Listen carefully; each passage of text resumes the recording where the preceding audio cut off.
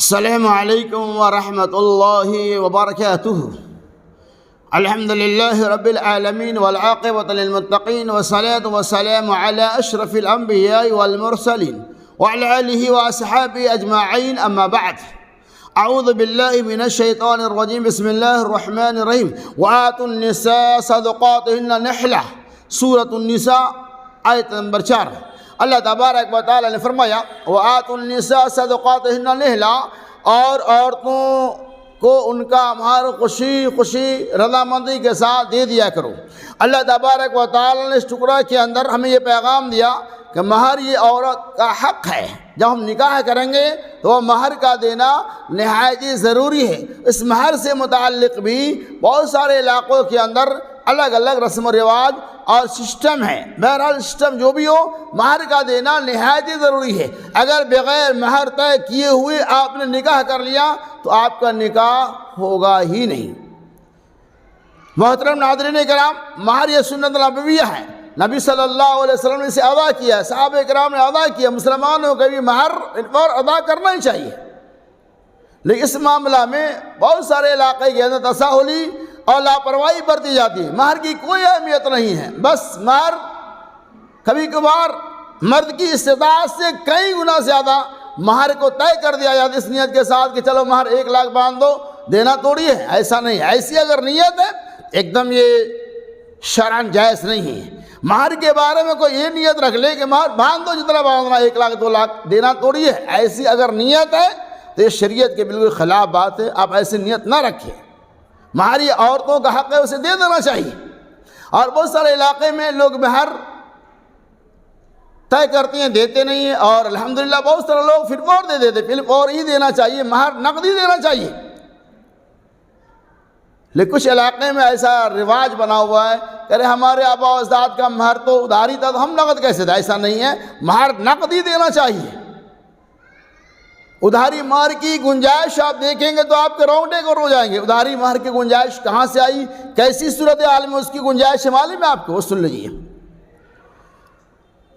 حضرت سہل بن سعد رضی اللہ تعالی عنہ کہتے ہیں نبی صلی اللہ علیہ وسلم کے پاس ایک خاتون آئی، اور اس خاتون نے اپنے آپ کو آپ کے اوپر ہبہ کرنا چاہیے، یعنی آپ سے وہ نکاح کرنا چاہ رہی تھی۔ نبی صلی اللہ علیہ وسلم اس خاتون کو اوپر نیچے دیکھنے کے بعد خاموش ہو گئے۔ وہ خاتون سمجھ گئی کہ شاید آپ صلی اللہ علیہ وسلم کو اس کی ضرورت نہیں ہے۔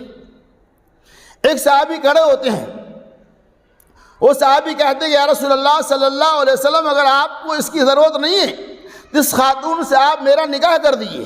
نبی اعظم محمد رسول اللہ صلی اللہ علیہ وسلم پوچھا مہر میں دینے کے لیے تمہارے پاس کیا مہر میں دینے کے لیے کچھ ہے؟ اس صحابی نے کہا کہ یا رسول اللہ صلی اللہ علیہ وسلم میرے پاس کچھ بھی نہیں ہے۔ اللہ کے نبی صلی اللہ علیہ وسلم نے کہا جاؤ گھر میں جاؤ، دیکھو کچھ تو مل جائے گا۔ وہ گھر گئے، واپس آ گئے، کہا یا رسول اللہ صلی اللہ علیہ وسلم میرے گھر میں کچھ بھی نہیں ہے۔ اللہ کے نبی صلی اللہ علیہ وسلم کہے پھر واپس جا کر دیکھو وَلَوْ خَاتَمَةَ بِحَدِيدٍ، اگر لوہے کی ایک انگوٹھی بھی مل جائے اسے لے آنا۔ وہ صحابی گئے، واپس آ گئے، کہتے یا رسول اللہ صلی اللہ علیہ وسلم میرے پاس کچھ بھی نہیں ہے، بس میرے پاس ایک تہبند ہے جسے میں پہنتا ہوں، آپ چاہے اسے 2 ٹکڑا کر دیں، اسے مہر میں دے دیں۔ اللہ صلی اللہ علیہ وسلم کہتے ہیں یعنی تم اگر 2 ٹکڑا کروں گا تو نہ اس کو کام میں آئے گا نہ تمہیں کام میں آئے گا۔ بہرحال نبی صلی اللہ علیہ وسلم یہ کہہ کر توقف کر لیے، رک گئے۔ وہ صحابی واپس جانے لگے۔ اللہ کے نبی صلی اللہ علیہ وسلم نے بولا یا سنو، کیا تمہیں قرآن مجید یاد ہے؟ اس صحابی رسول نے چند سورتوں کا تذکرہ کیا۔ نبی صلی اللہ علیہ وسلم نے کہا کیا یہ سورتیں تمہیں زبانی یاد ہیں؟ اس صحابی نے کہا کہ ہاں یا رسول اللہ صلی اللہ علیہ وسلم، اللہ کے نبی صلی اللہ علیہ وسلم نے انہی چند سورتوں کے بس تمہارا نکاح ہو جائے گا، یہی چند سورتیں تمہیں مہر میں دے دیا جائے گا۔ اب اس روایت کے امام بخاری رحمۃ اللہ علیہ نے کتاب النکاح کے اندر لایا، کتاب النکاح پارہ نمبر 21 صفحہ نمبر 75۔ اب دیکھیے اس حدیث پہ آپ غور کیجئے۔ اسی حدیث کی روشنی میں بعض لوگوں نے استدلال کیا کہ اداری مہر بھی جائز ہے۔ اب صورتحال دیکھیے، چونکہ قرآن کی جو چند صورتیں اس صحابی رسول کو یاد تھی، وہ فی الفور تو یاد نہیں کر سکتے، اس میں کچھ وقت لگے گا۔ نبی صلی اللہ علیہ وسلم نے اجازت دے دیا کہ جاؤ ان تمام صورتوں کو یاد دلا دینا اور یہی صورتیں تمہارے لیے مہر بن جائیں گی۔ تو یہ حدیث کیا بتا رہی ہے؟ اس صحابی کے پاس کتنی زیادہ مجبوری تھی، اللہ اکبر، ان کے پاس کچھ بھی نہیں تھا، لوہے کی انگوٹھی تک نہیں تھی، ایک تہبند تھا۔ سہل بن سعدی کہتے ہیں کہ ان کے گھر میں ایک چادر بھی نہیں تھی۔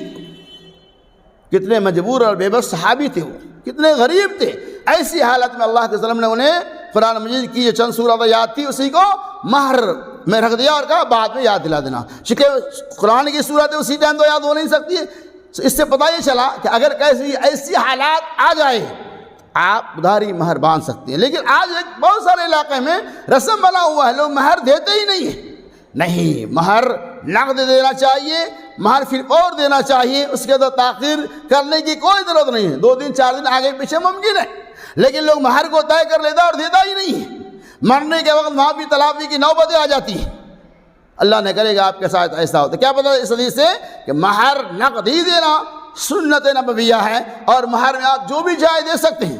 اگر آپ اپنی شریک حیات کی مہر میں ایک کھجور کے گٹلی کے مانند سونا دے دیں گے تو بھی جائز ہے، اور اگر آپ اونٹ پہاڑ کے مانند سونا دے دیں گے تو بھی جائز ہے۔ کیا پتہ چلا؟ مہر آپ اپنی حیثیت کے مطابق زیادہ بھی باندھ سکتے ہیں اور کم بھی باندھ سکتے ہیں، وہ آپ کے اوپر ڈیپینڈ ہے۔ گویا کہ مہر کم سے کم بھی طے کر سکتے ہیں اور زیادہ سے زیادہ بھی۔ کم کا یہ مطلب نہیں ہے کہ آج کو 1500 مہر باندھ دیں، نہیں، حالات کو بھی دیکھنا ہوگا۔ تو کیا پتہ چلا کہ مہر نقد ہی دینا سنت نبویہ ہے، نقد ہی دینا چاہیے۔ ایسی صورتحال آپ کے بیچ اگر ہے تو اس کی گنجائش رکھی گئی ہے۔ لہذا جو یہ رسم و رواج ہے کہ مہر ادھاری باندھتے ہیں، ایسے لوگوں کو اللہ تبارک و تعالیٰ صحیح سمجھ کی توفیق رفیع عطا فرمائے۔ تو خلاصہ یہ ہے کہ مہر نقد دینا سنت نبویہ ہے۔ یہ مہر اور عورت کا حق ہے۔ مہر وہ عورت چاہے تو اپنے آپ پہ خرچ کرے، چاہے تو اپنے زیورات بنا لے، چاہے تو صدقہ و خیرات کر دے، چاہے تو وہ اپنے شوہر کو دے دے۔ یہ اس عورت کا حق ہے، وہ جس طرح سے چاہے استعمال کر سکتی ہے۔ اللہ تبارک و تعالی ہمیں مہر کو نقد ادا کرنے کی توفیق رفیق عطا فرمائے۔